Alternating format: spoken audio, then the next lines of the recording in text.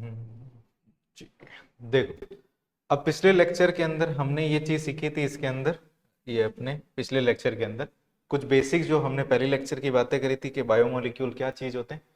फिर मैंने आपको सिखाया था यहाँ पे, कल ये सिखाया था कि कैसे अपन केमिकल कंपोजिशन का एनालिसिस करते हैं। हम कोई भी लिविंग टिश्यू का सेल्स वगैरह लेते हैं, सेल को लिखने के बाद में उसको मोर्टार पेस्टल के अंदर ग्राइंड करते हैं, उसकी एक स्लरी बन जाती है, गाढ़ा एक लिक्विड बन जाता है। उसको अपन क्या करते हैं, एक उसमें ट्राइक्लोरोएसिटिक एसिड मिला करके उसको क्या करते हैं, स्टीर करते हैं, उसको छानते हैं। तो छानने के बाद में क्या होता है, जो मान लो कि नीचे की तरफ बैठ जाता है उसको अपन फिल्ट्रेट, ऊपर की तरफ बैठ जाता है तो उसको रिटेंटेड भी बोल सकते हैं। और जो बचा हुआ जो भाग होता है उसको अपन क्या बोलते हैं, एसिड इनसॉल्युबल, और इसको अपन क्या बोलते हैं, एसिड सॉल्युबल। देन मैंने सिखाया था कि एसिड इनसॉल्युबल में लगभग सभी के सभी क्या आते हैं, पॉलीमर्स आते हैं।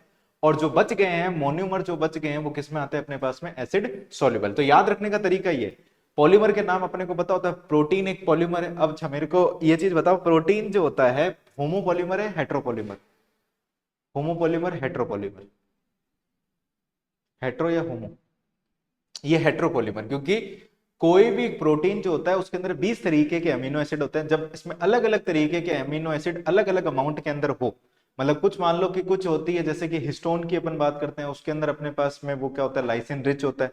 तो वैसे ही क्या होता है, अपने पास में अलग अलग प्रोटीन होती है हेट्रोपॉलीमर। न्यूक्लिक एसिड भी एक तरीके का पॉलीमर है, ठीक है, पॉलीसेकेराइड भी पॉलीमर है। तो ये सारे के सारे पॉलीमरिक सब्सटेंस क्या होते हैं, एसिड इनसॉल्युबल होते हैं। और एसिड सॉल्युबल में कौन आता है, जिनके अंदर क्या होता है, मोनोमेरिक। और अपने वेट के हिसाब से देखते हैं तो करीब करीब 800 या फिर 1000 डाल्टन से जिसका वजन क्या होता है, कम होता है, उसको अपन बोलते हैं आपके पास में एसिड सॉल्युबल में आने वाले मॉलिक्यूल, उसको अपन बोलते हैं माइक्रोमोलिक्यूल।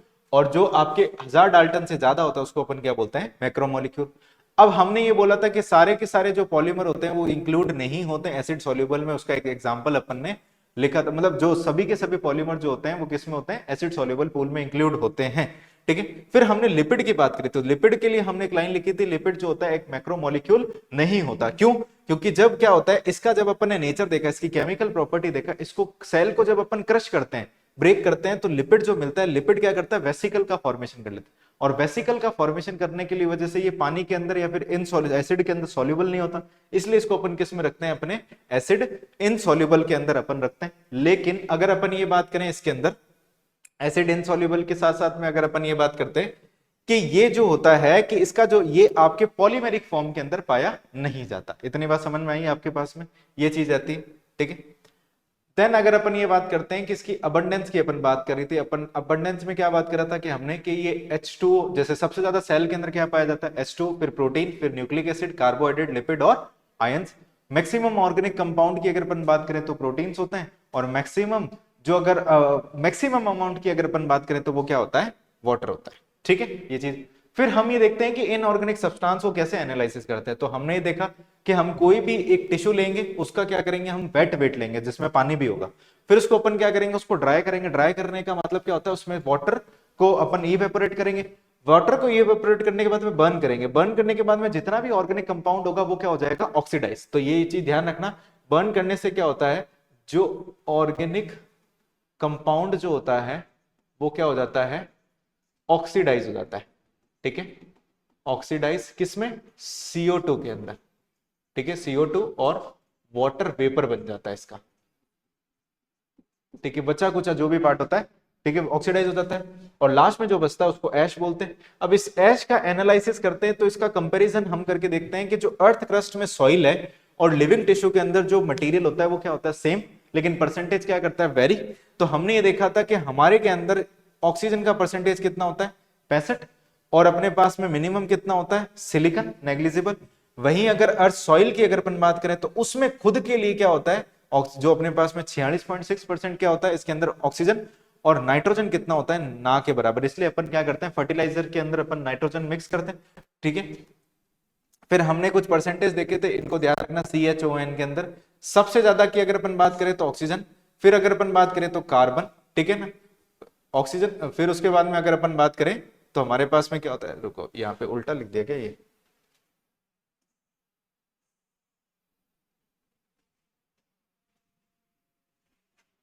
हाइड्रोजन जो होता है वो 18.5 और ये 9.5, ठीक है। फिर हाइड्रोजन, ऑक्सीजन, हाइड्रोजन हो गया, फिर अपने पास में कार्बन हो गया, फिर कितना हो गया हमारे पास में नाइट्रोजन हो गया। कल ये अपन ने लिखा तो था 0.5 बोला था ना मैंने आपको, है सही था ना? पहले सही लिखा था क्या? हाँ चलो कोई बात नहीं। तो आपके जो ओल्ड एनसीईआरटी जो है ना, उस ओल्ड एनसीईआरटी के अंदर आपके ये जो है वो 0.5 लिख रखा है, ठीक है ना। बाद में अब न्यू एनसीईआरटी के अंदर क्या लिख रखा है आपके, ठीक है, न्यू एनसीईआरटी है वहां पे लिख रखा है 9.5, ठीक है ना। तो ये ध्यान रखना, वो जो करेक्शन जो था वो सही हो गया, ठीक है। चलो फिर अपन ने नेक्स्ट लेक्चर के अंदर आज अपन को पढ़ना है, ठीक है। अब हेडिंग लगाओ इसके अंदर, प्राइमरी मेटाबोलाइट। Primary metabolite. अब पहले ये चीज समझो क्या चीज होते हैं प्राइमरी मेटाबोलाइट, और मतलब मेटाबोलाइट के बेसिस पे अपनी एनसीईआरटी में पेज नंबर 108 के ऊपर क्या है, एक टेबल दे रखी है प्राइमरी और सेकेंडरी मेटाबोलाइट की। अब प्राइमरी मेटाबोलाइट ऐसे होते हैं जो प्लांट के लिए, या फिर अपन ये बोलते हैं प्लांट के लिए क्या है, एसेंशियल चीजें। एसेंशियल मतलब वो खुद के लिए यूज लेते हैं। तो जितने भी एसेंशियल चीजें जो होती है उन सबको अपन क्या बोलते हैं, प्राइमरी मेटाबोलाइट बोलते हैं। तो जो उसके खुद के एसेंशियल, मतलब एसेंशियल भी किसके लिए, ग्रोथ के लिए एसेंशियल। तो अगर अपन ये बोलते हैं essential for organism growth, organism की ग्रोथ के लिए एसेंशियल हो इस तरीके के सब्सटेंस को अपन क्या बोलते हैं, प्राइमरी मेटाबोलाइट बोलते हैं। और अगर दूसरा जो आता है इसके अंदर हमारे पास में आता है सेकेंडरी मेटाबोलाइट आता है। सेकेंडरी मेटाबोलाइट आता है। सेकेंडरी मेटाबोलाइट वो मेटाबोलाइट होते हैं जो उसकी खुद की बॉडी के लिए कोई भी एसेंशियल नहीं है, नॉट एसेंशियल फॉर बॉडी। जो प्लांट की जो बॉडी है उसके लिए एसेंशियल नहीं है, तो नॉट एसेंशियल फॉर बॉडी, ठीक है। बॉडी के लिए क्या है, एसेंशियल नहीं है। इसका मतलब क्या चीज है कि ये हमारे को जो प्लांट से, फंगस से, या फिर जो अपने पास में बैक्टीरिया से जो चीजें मिलती है वो खुद के कोई काम की नहीं, लेकिन उसके ह्यूमन वेलफेयर के अंदर क्या है, इकोसिस्टम के लिए उसके बहुत सारा काम है। तो ये सेकेंडरी मेटाबोलाइट ऑब्टेन कहां से होते हैं, तो ये चीज ध्यान रखना, बहुत क्वेश्चन पूछे जाते हैं इसमें से। सेकेंडरी मेटल ऑब्टेन फ्रॉम, अपन ये बात करें, प्लांट से होते हैं, फंगस से होते हैं, और बैक्टीरिया से होते हैं, ठीक है। प्लांट, फंगस और बैक्टीरिया से अपने पास में होते हैं। तो ये काम आते हैं किसके लिए, अगर अपन ये बात करें, ठीक है, अगर ये काम आते हैं किसके लिए उसकी अगर अपन बात करें, तो कहा जाता है कि इनका भी रोल हमारे को ये पता नहीं है कि भाई साइंटिस्ट देख रहे हैं कि अभी के भाई ये अगर मान लो कि उसकी बॉडी के काम की चीज नहीं है ये, ठीक है, बॉडी के काम की चीज नहीं है, तो इसको प्लांट बना क्यों रहे, ठीक है ना, नहीं बनाना चाहिए। तो कुछ ऐसे सेकेंडरी मेटाबोलाइट है, कुछ ऐसे मेटाबोलाइट है जिसके बारे में हमारे को पता चला कि प्लांट ये इसलिए बनाता है कि ताकि खुद का डिफेंस कर सके, और इकोसिस्टम के लिए, इकोलॉजिकली ये क्या कर सके, एडवांटेज उसको मिल सके। जैसे कि अगर अपन ये बात करते हैं कि इसका पर्पस क्या है, यहां पे पर्पस ऑफ फॉर्मेशन की अगर अपन बात करें, कुछ का पता है हमारे को पर्पस ऑफ फॉर्मेशन, सबका नहीं पता, जितने भी अपने पास में मेटाबोलाइट है सेकेंडरी। पर्पस ऑफ अगर फॉर्मेशन की अगर अपन बात करें, तो कहा जाता है पहला पर्पस हो सकता है डिफेंस के लिए, यानी जो भारी, जो अपने पास में कुछ ऐसे सब्सटेंस होते हैं उससे क्या मिले, हमारे को डिफेंस मिले। और दूसरा इकोलॉजिकली हमारे को क्या मिले, एडवांटेज मिले। तो दूसरा क्या हो गया हमारे पास में, इकोलॉजिकल एडवांटेज, ठीक है। और ये दोनों के दोनों जो फंक्शन है फॉर सम मेटाबोलाइट, कुछ ही मेटाबोलाइट के लिए है ये, सभी के लिए नहीं है, ठीक है, फॉर सम मेटाबोलाइट।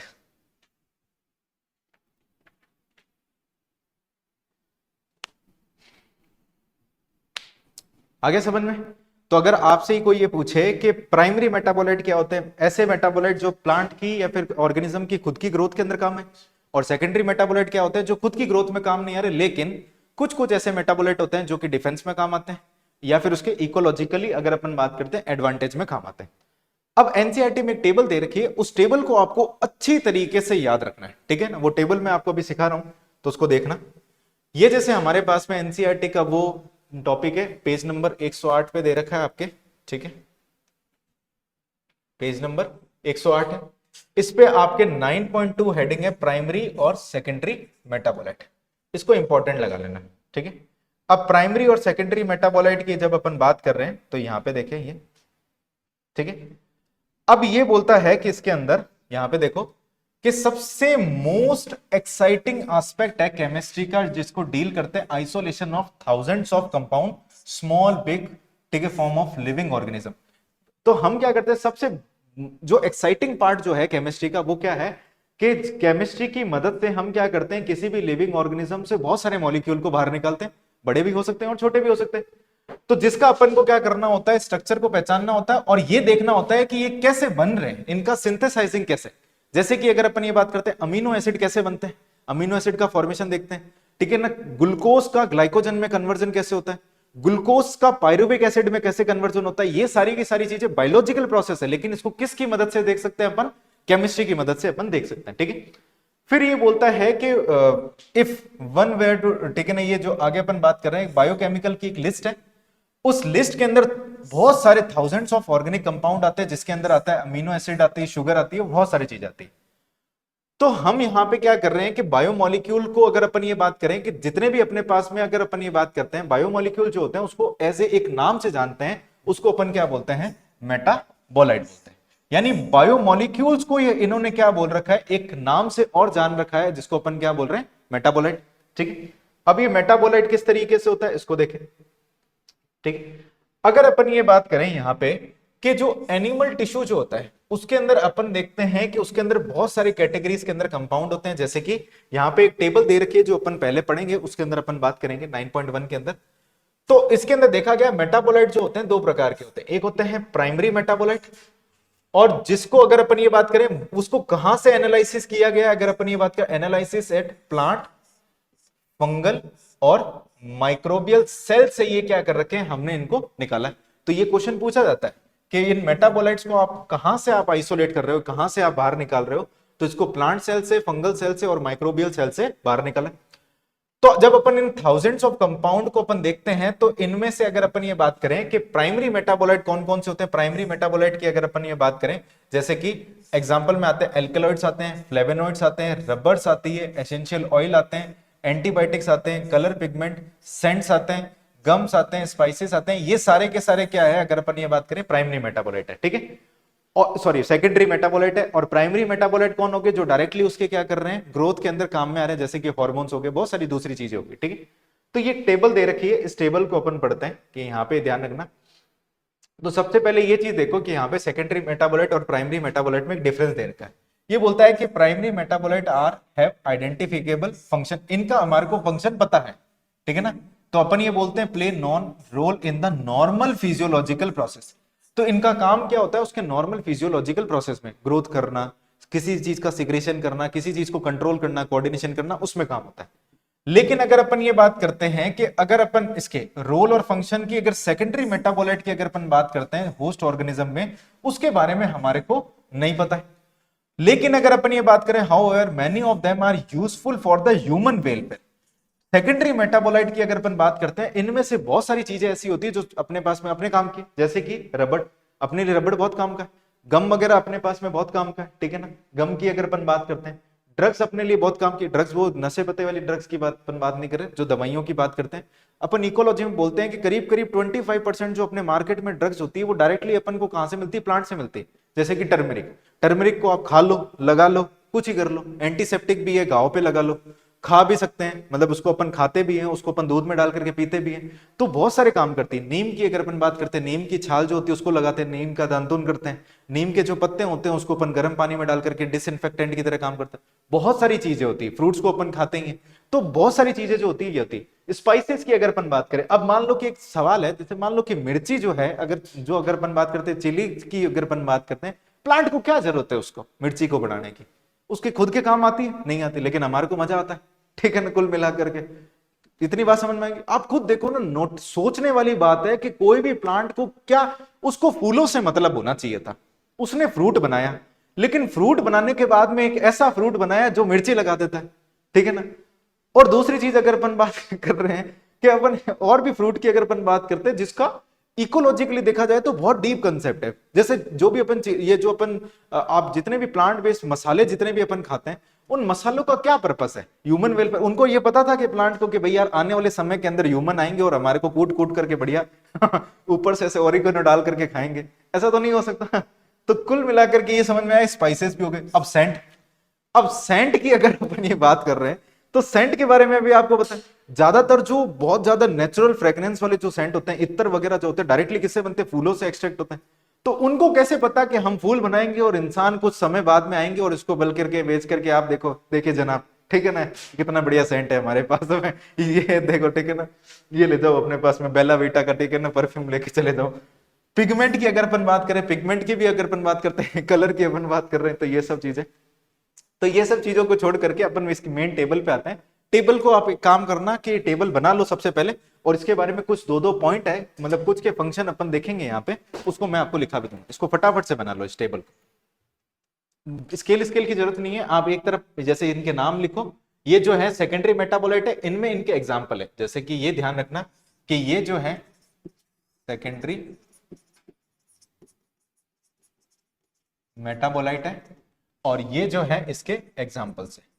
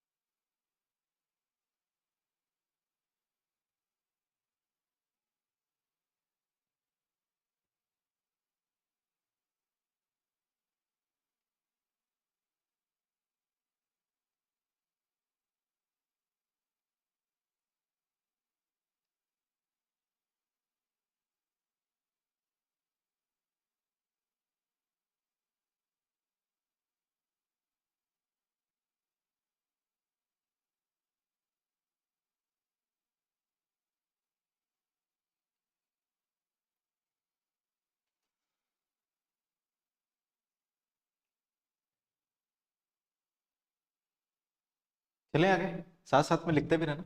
चलो, सबसे पहले अपन स्टार्ट करते हैं इसमें पिगमेंट। पिगमेंट हम पहले पढ़ चुके हैं, प्लांट के अंदर हमने प्लास्टिड पढ़ा था, ठीक है। तो कैरोटीनॉइड जो होता है, अपन ने ये बात करी थी इसके अंदर, आपको याद होगा हमने एक पढ़ा था कि इसके अंदर क्वांटोसोम्स पढ़ा था, याद है? ठीक है, क्वांटोसोम्स के ऊपर अपने पास में 200 से लेकर के 400 मॉलिक्यूल्स होते हैं पिगमेंट के, उसमें कैरोटीनॉइड भी होते हैं। कैसा होता है carotenoid? Fat soluble, water soluble? कैसे होता है? फैट सॉल्युबल होता है, तो ये भी चीज यहीं लिख लो, फैट का सॉल्युबल होता है। और ज्यादातर अपन को अमाउंट में कहाँ पे मिलता है? अपने प्लास्टिड में मिलता है। एंथोसाइनिन की अपन बात करते हैं, हमने सीखा था कि ये वाटर सॉल्युबल पिगमेंट होता है, और कहाँ पे मिलता है? वैक्यूल के अंदर, ठीक है, वैक्यूल के अंदर, ठीक। अब पिगमेंट को पता नहीं इसने क्यों इसमें सेकेंडरी मेटाबोलाइट में देख रहा है, फोटोसिंथेसिस के लिए काम में आते ही है, लेकिन फिर भी हम ये बात करते हैं कि इसके हो सकता होगा कि इसका दूसरा पर्पस भी हो सकता है। हमने पढ़ा था फोटोसिंथेसिस के लिए प्राइमरी, जो अगर अपन ये बात करें, एंथोसाइनिन जरूर जो अपन ये बात करते हैं। पेटल्स की अगर अपन बात करते हैं, पेटल्स को कलर देने का काम करते हैं प्लांट के खुद के काम के लिए। पेटल्स को कलर नहीं देगा तो अगर अपन बात करते हैं हनी बी को बुलाएगा कैसे? ठीक है ना, नेक्टर के लिए जरूरी है, ठीक है ना। लेकिन अगर अपन ये बात करें नेक्स्ट, अगर अपन बात करें एल्केलॉइड्स, एल्केलॉइड में आपने एक सुन रखा होगा मॉर्फिन, ठीक है ना। मॉर्फिन की अगर अपन बात करते हैं, जब क्या होता है कि हेल्थ ह्यूमन डिजीज पढ़ेंगे तो वहां पे अपन एक मॉर्फिन पढ़ेंगे, ठीक है ना। डाई एसिटाइल मॉर्फिन जो अपन बात करते हैं, मॉर्फिन जो होता है उससे अपन हीरोइन वगैरह ये सब बनाते हैं, ठीक है। वो हीरोइन नहीं है, ठीक है। तो हीरोइन की अगर अपन बात करें, हेरोइन बोलते हैं उसको, हीरोइन नहीं बोलते हैं, हेरोइन। तो ये मॉर्फिन जो होता है, इसको अपन यूज करते हैं, यूज इन सर्जरी। मतलब सर्जरी के बाद में जो पेन होता है, उस पेन को रिड्यूस करने के लिए क्या करते हैं? उस मॉर्फिन को यूज करते हैं, ठीक है ना, इंजेक्टेबल फॉर्म के अंदर, ना कि उसको सुंघाने के लिए काम करते हैं अपन। ठीक है। कोडीन्स भी एक इसी तरीके का क्या है, एल्केलॉइड्स है।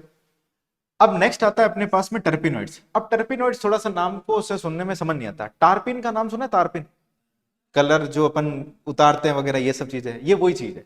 तो इसमें मोनोटर्पिन्स, डाइटर्पिन्स, ये सब जो होते हैं ये टार्पिन्स है। जो टार्पिन्स अपन बोलते हैं ना कि अपन पेंट के अंदर लगा करके अपन वैसे उतारते हैं, ठीक है। फिर आता है अपने पास में एसेंशियल ऑयल। इसमें एक एग्जांपल है लेमन ग्रास ऑयल। अब ये लेमन ग्रास ऑयल जब बच्चे पढ़ते हैं तो इनको ऐसा लगता है कि लेमन की घास से निकाला हुआ ऑयल है, ठीक है ना, नाम से ये पता चलता है। लेकिन एक्चुअली में क्या है कि ये जो ऑयल है, ठीक है ना, इस ऑयल को जब एक्सट्रैक्ट किया गया तो इसकी स्मेल जो थी लेमन की तरह होती, इसलिए इसका नाम क्या दे देते हैं, लेमन ग्रास ऑयल। तो यहां पे जो अपन ने ये ऑयल एक्सट्रैक्ट जो किया था, इसकी स्मेल जो होती है, स्मेल्स लाइक लेमन। अब इसके काम की अगर अपन बात करें तो इसका काम मैं आपको थोड़ा सा बता देता हूं। ये क्या करता है, रिड्यूस करता है स्ट्रेस को। ये तो बढ़िया बात बता दी सर आपने, कल ही लेकर के आता हूं, ठीक है। कि स्ट्रेस को कम करने के लिए माथे में डोल करके आऊंगा, ठीक है, लगा करके आएंगे। तो लेमन ग्रास ऑयल का मतलब समझ में है कि इसके ये लेमन की घास से नहीं निकला हुआ, ये जहां से एक्सट्रैक्ट किया था, जिस भी सब्सटेंस से एक्सट्रैक्ट किया था, जिस ग्रास से एक्सट्रैक्ट किया था, तो इसकी स्मेल कैसी थी, लेमन की तरह थी। नेक्स्ट आता है अपने पास में टॉक्सिन। टॉक्सिन के अंदर आता है एब्रिन और रिक्सिन। अब ये एब्रिन और रिक्सिन का अगर अगर अपन ये काम की अगर अपन बात करते हैं तो इसका काम होता है यूकैरियोट के अंदर ये क्या करता है, प्रोटीन सिंथेसिस को ब्लॉक कर देता है। तो यूकैरियोट में ये एक ऐसे टॉक्सिन है जो यूकैरियोट में क्या करते हैं, प्रोटीन के बनाने के प्रोसेस को क्या कर देते हैं, ब्लॉक कर देते हैं। तो ये लिख लेना इसके अंदर, ये क्या करता है, block protein synthesis in eukaryote. Eukaryote के अंदर क्या करते हैं, ये प्रोटीन सिंथेसिस को क्या कर देते हैं, ब्लॉक कर देते हैं। नेक्स्ट अपने पास में आता है लेसिथिन, ठीक है ना, लेक्टिन, सॉरी लेसिथिन क्या बोल रहा हूं, लेक्टिन्स, ठीक है ना। लेक्टिन के अंदर आज सबसे इंपॉर्टेंट है, कई बार क्वेश्चन पूछ रखा है, कौन कैन वेलिन ए। अब इसका काम की अगर अपन बात करते हैं तो ये जो एक प्रोटीन होती है जो कि शुगर से जाकर के बाइंड करती है, ठीक है ना। तो ये ध्यान रखना कि ये एक तरीके का क्या करता है, अगर अपन ये बात करें, ये प्रोटीन जो होती है, protein bind with sugar, sugar से जाकर के बाइंड करती है। और इसके बाइंड करने की वजह से एक तरीके की सेल होती है हमारे इम्यून सिस्टम की, वो एक्टिवेट होती है, जिसको अपन बोलते हैं टी सेल, टी लिम्फोसाइट, याद है। तो ये क्या करता है, एक्टिवेट करता है, एक्टिवेट टी लिम्फोसाइट, ठीक है। और जो कि एक तरीके की नेचुरल किलर सेल है, एनके सेल जिसको अपन बोलते हैं नेचुरल किलर सेल, इसको एक्टिवेट करने का काम करता है। इतनी बात समझ में आ गई। तो ये एक प्रोटीन है जो शुगर से क्या करती है, बाइंड करती है, और एक्टिवेट किसको कर देती है, अपने, अगर अपन ये बात करें, ये एक्टिवेट कर देती है, ठीक है, एनके सेल को या फिर टी लिम्फोसाइट। नेक्स्ट अपने पास में आती है कुछ दवा। सबसे पहली इंपॉर्टेंट दवा आती है विनब्लास्टिन, जो कि एक एंटी कैंसरस ड्रग है। कैंसर के अंदर क्या करते हैं, एंटी कैंसरस, कैंसर को ट्रीट करने के लिए अपन ये ड्रग को यूज करते हैं। नेक्स्ट आता है कुरकुमिन। अब कुरकुमिन का मतलब ये होता है, कुरकुमिन जो होता है टर्मरिक, टर्मरिक आपने नाम सुना होगा। अपन हल्दी का सेवन क्यों करते हैं, क्योंकि उसमें एक सब्सटेंस होता है कुरकुमिन, लेकिन बहुत कम होता है उसके अंदर। आप बहुत सारी हल्दी जब ठूसोगे तब आपको मिलेगा, तो अंदर से आपका पीला पीला हो जाएगा कुल मिला करके। तो इतनी हल्दी अपन खा नहीं सकते। तो ये जो होता है, अगर अपन ये बात करें, फाउंड इन कुरकुमिन, ठीक है। इतनी बात समझ में आई। कुरकुमिन का मतलब समझ में आ गया कि ये फाउंड, सॉरी कुरकुमिन क्यों लिख रहे हैं, ये फाउंड इन, अगर अपन ये बात करें, टर्मरिक,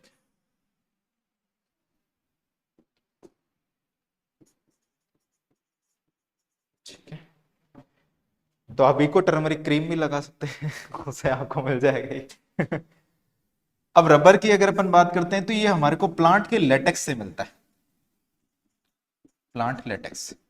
अच्छा, आपको एक दो तीन चीजें बताते हैं। जैसे ना, एक बिहार के अंदर एक ड्रिंक मिलती है जो डेट पाम से, क्या बोलते हैं उसको अपन, ताड़ी, ताड़ी मिलता है। ताड़ी, उसका फ्लोएम का जो सैप होता है ना, जैसे जाइलम और फ्लोएम होता है, ठीक है ना। तो उसके फ्लोएम का जो सैप होता है उसको एक्सट्रैक्ट कर करके उसको एज ए ड्रिंक के रूप में यूज करते हैं। नशीली दवा है, ठीक है ना, हाँ मतलब बढ़िया वाला, ठीक है ना। तो देसी एक तरीके से होता है। और वैसे ही क्या होता है कि ऐसे बहुत सारी जो चीजें होती है उससे भी क्या होता है, हमारे को प्लांट से बहुत सारी चीजें मिलती है। तो ये कुछ है जिनके बारे में मैंने आपको लगभग सारी चीजें बता दी कि अगर सवाल इससे डीप में भी पूछा जाता है कि कौन क्या काम करता है, वो भी चीज आपको ध्यान रखना। जैसे लेमन ग्रास हो गया, ये एब्रिन हो गया, रिक्सिन हो गया, कौन कैलवेनिन ए हो गया, विन ब्लास्टिन कुर्कुमिन हो गया, रबड़, ये सब आपने। सेलुलोज की अगर अपन बात करते हैं तो सेलुलोज को पता नहीं यहाँ पे क्यों डाल रखा है, सेलुलोज तो मेन कंपोनेंट है सेल वॉल का फॉर्मेशन करने के लिए, उसको पता नहीं क्यों डाला है, ठीक है ना। लेकिन रबड़ की अपन बात करते हैं, रबड़ वो खुद नहीं चिपकाता, ठीक है ना, चिपकने के लिए कुछ नहीं करता वो। गम की अगर अपन बात करते हैं, गम का जो अपन बोलते हैं कि उसको अपन अपने पर्पस के लिए ही क्या करते हैं, यूज करते हैं। तो ये जो इस पूरे पूरे बायोमोलिक्यूल में से, इनमें से जो है बहुत सारे क्वेश्चन आते हैं, तो आपको इसको तो याद ही रखना है, जितनी बार पढ़ना है इसको जरूर पढ़ना है कि आपके पिगमेंट में कौन कौन आते हैं अपने पास में, कैरोटीनॉइड, एंथोसाइनिन, एल्कलॉइड में कौन आते हैं, मॉर्फिन और कोडिन, टर्पिनॉइड्स में कौन आते हैं, मोनोटर्पिन, डाइटर्पिन, टर्पिन का मतलब समझ के तारपिन जिसको अपन बोल रहे हैं, एसेंशियल ऑयल में कौन सा आ गया, लेमन ग्रास ऑयल, टॉक्सिन में कौन आ गया, एब्रिन और एक्सिन, लेक्टिन में कौन आ गया, कौन कैलवेनिन ए, और उसके बाद में कौन आ गया, ड्रग के अंदर कौन आ गया अपने पास में, विन ब्लास्टिन और कुर्कुमिन, और पॉलीमेरिक सब्सटेंस। पॉलीमेरिक सब्सटेंस का मतलब क्या होता है, मोनोमर से बहुत सारे बहुलक जिसको अपन बोलते हैं, उसमें कौन आ गया, रबड़, गम और सेलुलोज आ गया। सेलुलोज को इसलिए डाल रखा होगा कि ये खुद भी एक तरीके का पॉलीमेरिक सब्सटेंस है। इतनी बात समझ में? चले अपने वापस से लिख लिया सब? नहीं, चलो अब अपन चलते हैं अपने वापस डेस्टिनेशन पे।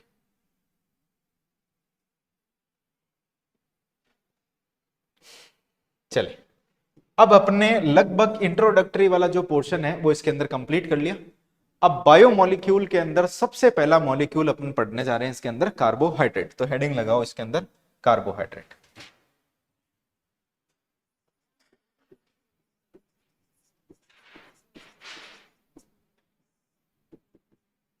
कार्बोहाइड्रेट, ठीक है भाई। कार्बोहाइड्रेट की जब अपन बात करते हैं तो एक सिंपल कार्बोहाइड्रेट से अपन स्टार्ट करते हैं। आपको एक ऐसा कार्बोहाइड्रेट का नाम बताओ जिसको आप जानते हो बहुत अच्छी तरीके से, जैसे कि ग्लूकोज, ठीक है। तो कार्बोहाइड्रेट की अगर अपन बात करें तो एक हमारा सबसे पसंदीदा कार्बोहाइड्रेट है, वो है ग्लूकोज। ग्लूकोज का फॉर्मूला बोलो, C6H12 और O6, ठीक है भाई। सबको पता है, बचपन के अंदर आपने ये चीज पढ़ रखा है।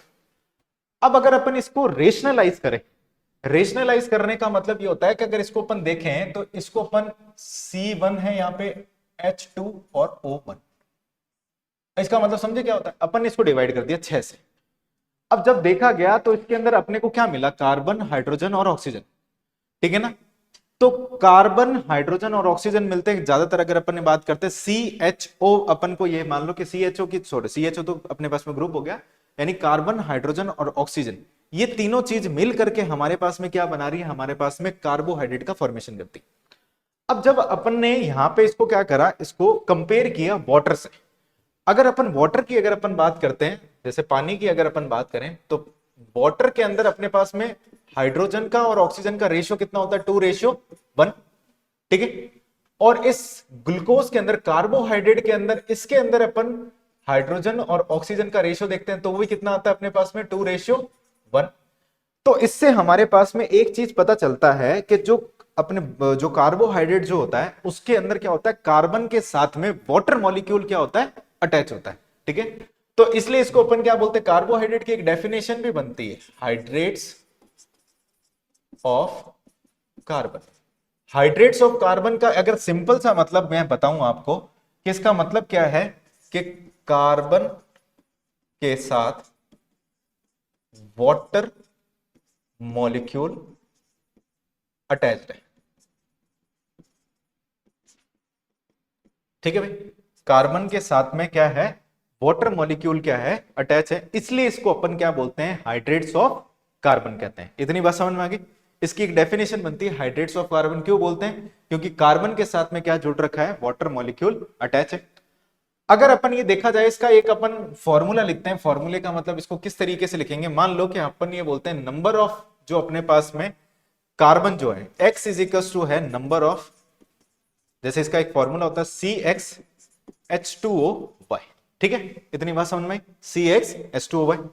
x जो है यहाँ पे नंबर ऑफ क्या है, यहाँ पे हमारे पास में कार्बन, और y जो है यहाँ पे हमारे पास में क्या है, नंबर ऑफ वाटर मॉलिक्यूल।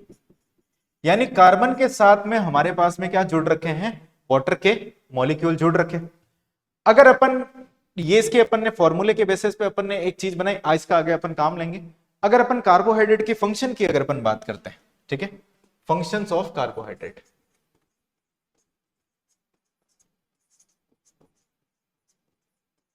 ठीक है, फंक्शंस ऑफ कार्बोहाइड्रेट, ठीक है भाई।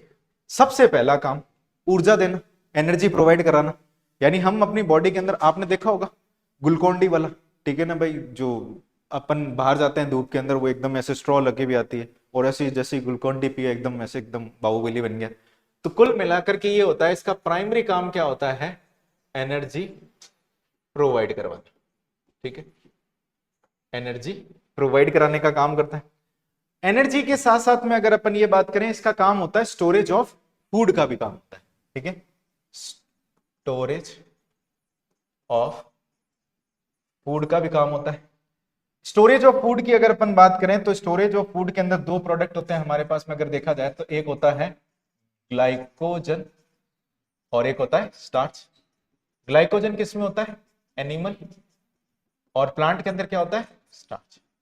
और समझ में आ गई, इसका काम होता है।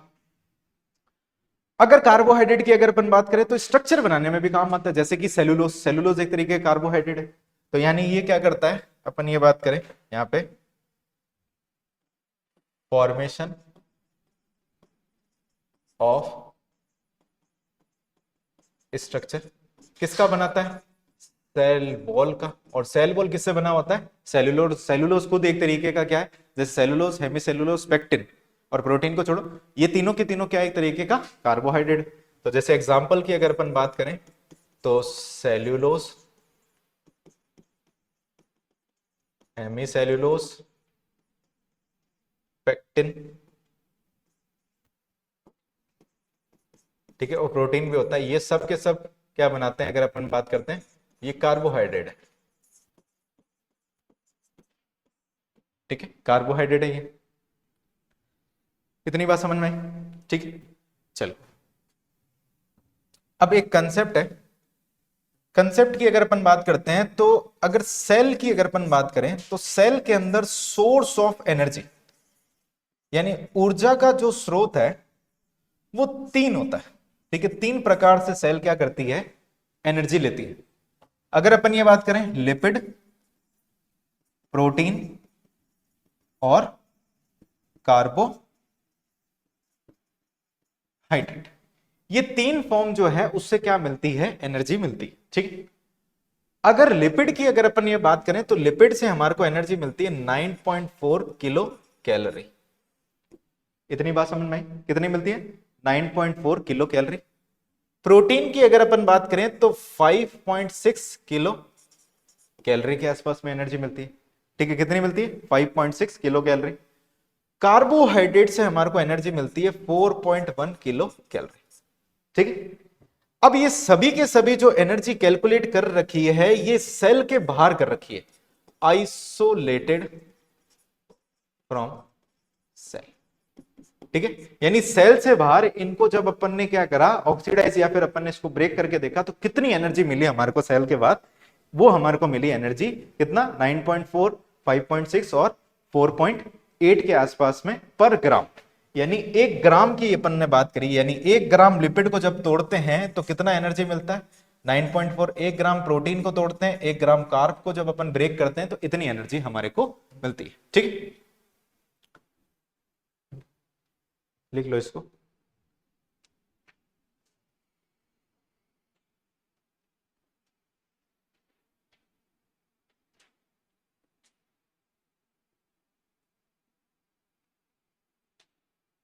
चलें आगे।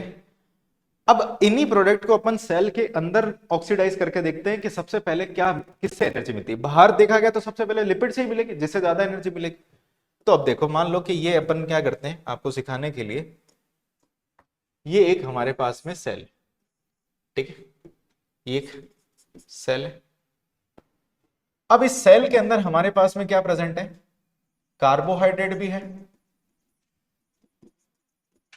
लिपिड भी है और प्रोटीन भी है, ठीक है। अब हमने मतलब सोचा कि भाई चलो एनर्जी बनाते हैं।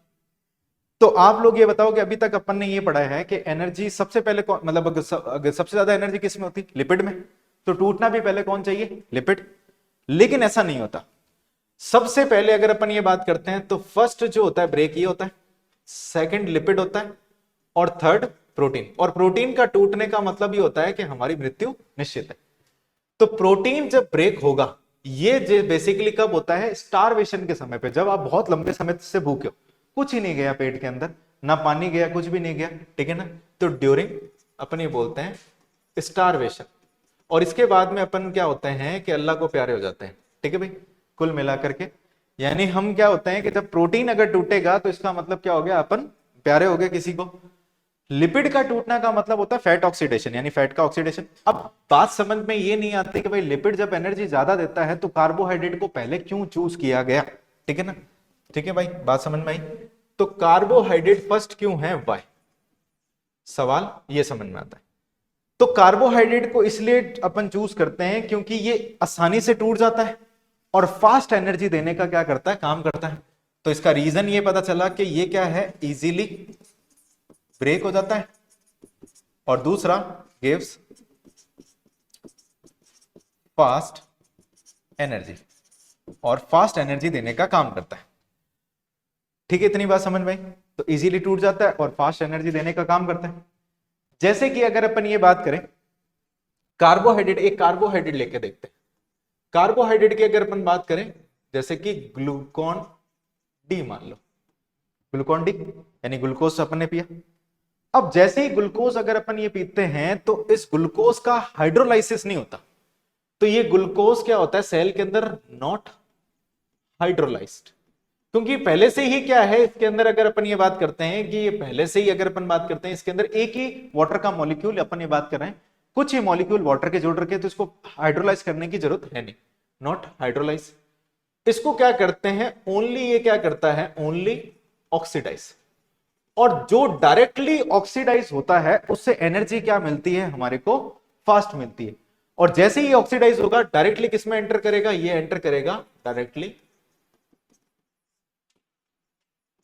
एंटर इनटू द, ठीक है भाई, सेल के अंदर एंटर करेगा और क्या दे देगा? ऑक्सीडाइज होकर के एनर्जी दे देगा। इतनी बात समझ में आ गई। तो इमीडिएट एनर्जी का सोर्स क्या होता है हमारे पास में? कार्बोहाइड्रेट। अब कभी ऐसा सुना है आपने कि मान लो कि आपको एनर्जी की कमी हो गई, और एनर्जी की कमी हो गई और किचन में गए आप, किचन में जाने के बाद में आपने 1 किलो घी पी लिया, ठीक है ना। वो घी पीने के बाद में वो एनर्जी कहीं और से ही निकलेगी, ठीक है ना, कुल मिलाकर के ये। तो अपन बेसिकली क्या पीते हैं? इंस्टेंट एनर्जी के लिए आप फ्रूट खाते हो, या फिर आप क्या करते हो? केला वगैरह खाते हो, कोई फ्रूट खाते हो, अमरूद खाते हो, अमरूद खा, बहुत बढ़िया प्रोटीन होता है भाई उसमें, ठीक है ना।